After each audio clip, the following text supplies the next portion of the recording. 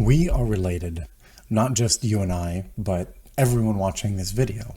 Let me explain how. Everyone watching this has 2 parents, 4 grandparents, 8 great-grandparents, and so on. But something funny happens when you start to go back more than a couple generations. Take 1900, for example. That was around 5 generations ago, which means we would each have 32 great-great-great-grandparents. With 8 billion people alive today, if we all had separate ancestors, that would mean there were 256 billion in 1900. But of course we know that the population in 1900 was only 1.2 billion. That means there must be duplicates at some point. But where? We can follow the population back when it's even smaller than it was in 1900. When populations get really small, it's called a population bottleneck or a founder event. A paper from 2023 indicates that humans had one of these bottlenecks. And according to this article by Hu et al., humanity went through a population bottleneck. This would have been somewhere between 813 and 930,000 years ago, where we dropped down to as low as 1,280 people, which is barely a small town's worth.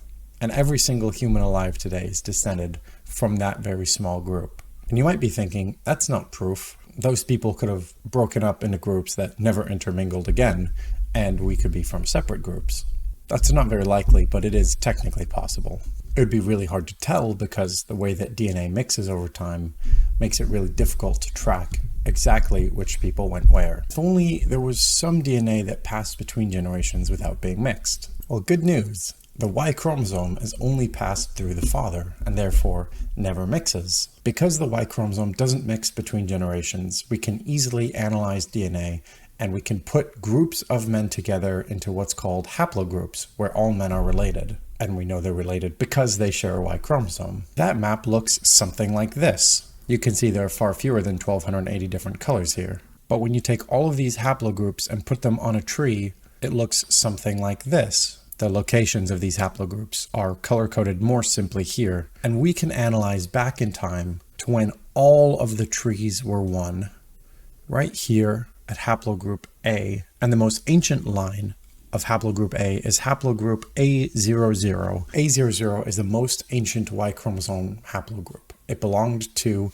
one male who's the ancestor of all males currently alive today. Scientists named this male after the biblical creation myth. They call him Y chromosomal Adam. And we think he lived around 275,000 years ago, right around the dawn of anatomically modern humans. From genetic analysis of Y chromosomal haplogroup A, we can say that Y chromosomal Adam almost certainly was in one of these darker areas, with a slight consensus being for northwestern Africa. Of course, not everyone is male. Unfortunately, none of our chromosomes can only be inherited from the mother, because the father can also donate an X chromosome to the child. But there is another type of DNA that only mothers pass on because it develops in the egg before fertilization, and that's called mitochondrial DNA. There's a famous saying about mitochondria, but what most people don't know is that mitochondrial DNA is actually different from the nuclear DNA. Nuclear here meaning in the nucleus, not explosive. Because mitochondrial DNA, just like the Y chromosome, isn't mixed through generations, it's relatively easy to form it into groups of related people. This is the map of mitochondrial haplogroups. And just like the Y chromosome, we can put these on a tree and we can follow the lineages from most recent to most ancient until we end up here at maternal haplogroup L0. And just as the most recent ancestor to all the Y chromosomes is called Y chromosomal Adam, the ancestor to all mitochondrial DNA is referred to as mitochondrial Eve. We think mitochondrial Eve lived around 155,000 years ago, well before the first humans stepped out of Africa. Using the genetic concentration of haplogroup L0 in the modern day, we can assume that mitochondrial Eve probably lived right around in this region. There you have it. Every human today descends from one of these 2 ancient people over 10,000 generations ago. So no matter who you are, at the very least, we share grandparents, even though there are many, many greats in the past. And some of you are much more closely related than that. No matter how closely related we are, I hope you enjoyed the video. Thanks for watching.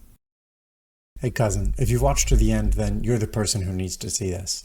I've been making these videos just for fun while I've been looking for school or work options, but they've gotten really popular in the last few weeks. So if you want to help me continue to make these indefinitely into the future, I've added a couple new ways to support down in the description. There's channel memberships and now a Patreon, and I'm going to have lots of rewards for people who keep helping me help make these videos. So if you're interested and you want to see more videos, please click below. That would be awesome.